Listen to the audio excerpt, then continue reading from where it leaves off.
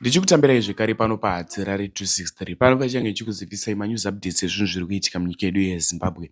Kana uchiri munyowani pathis YouTube channel kusubscribe mahara utina on the notification bell so that pandinoramba ndichidzoka neamwe manews updates uchange uchingozvionera. Panapa uchange uchiona manews updates ezvinhu zviri kuitika munyika yedu yeZimbabwe.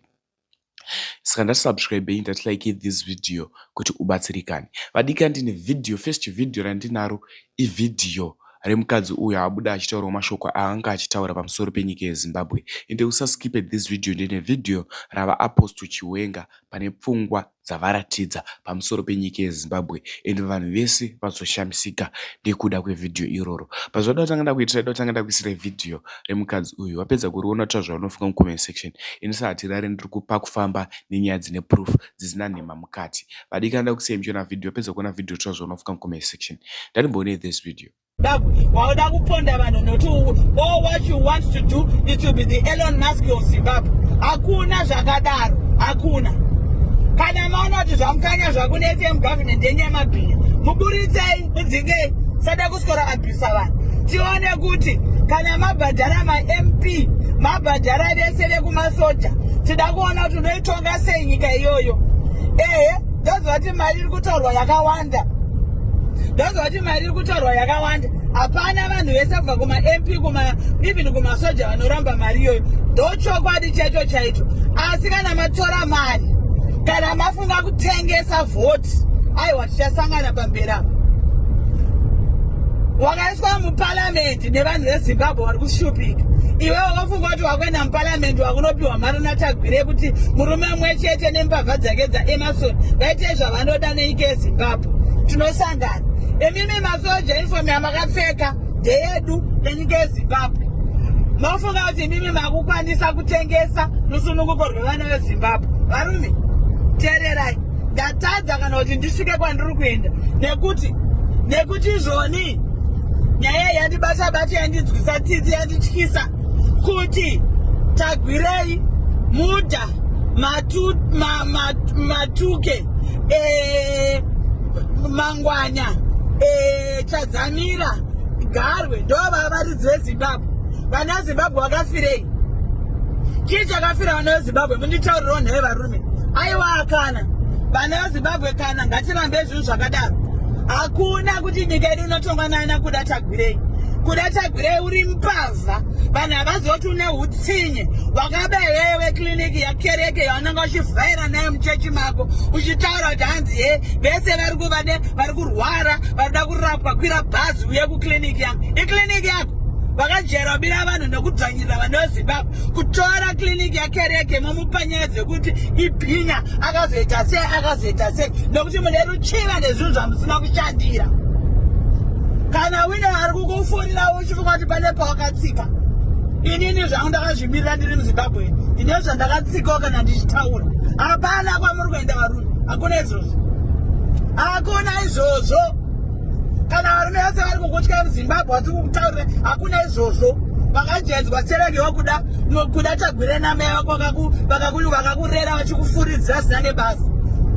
Varume, nyika yedu yatorwa nemurume 1. Iye vamunangagwana kuda Tagwirei, ana Mudha, ana Matuke, ana Mangwanya ndo vane rete yekuponda vanhu kuti varambe vari pachigaro.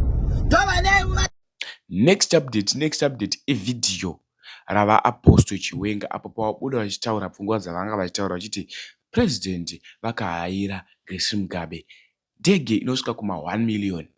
Vadikanda kuti mutaura zvamunofunga mucomment section after wapedza kuona video iroro. Handigoni kuti turi chidumbu changu ndichitaura manyepo kana nditaura kuti ndingati zvakati ndisina video ndinofamba neproof.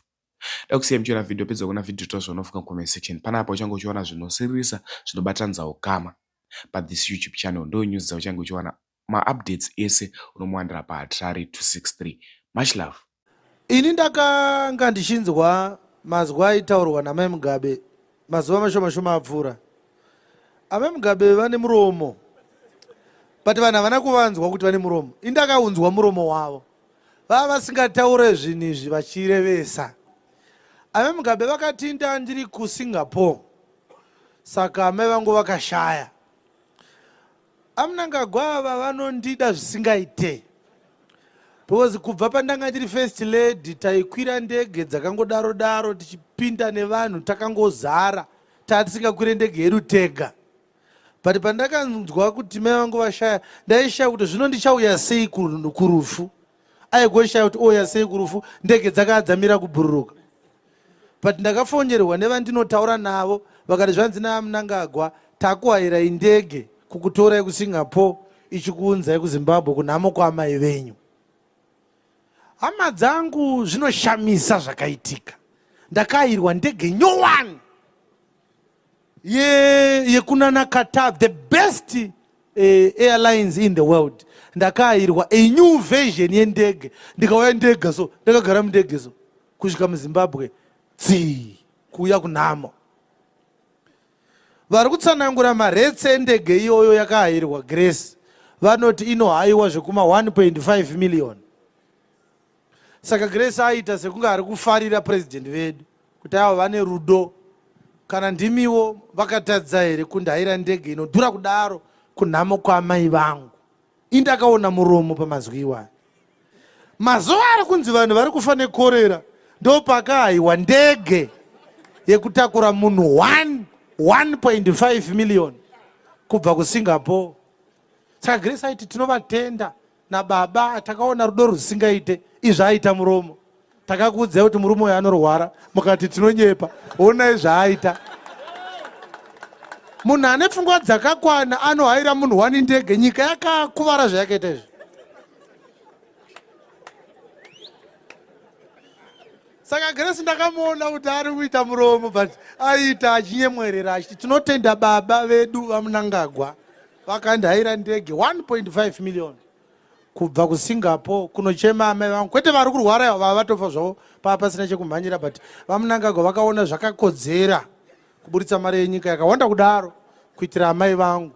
Zvevari kurwara nekorera havanei nazvo vaMnangagwa, munongochererwa kana mafa.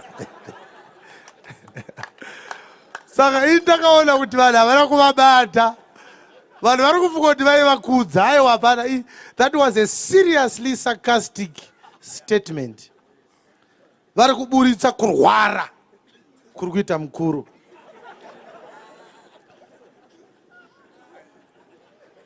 $200 motikari nyowani dzatengerwa machief. Mvura haisi kunwika.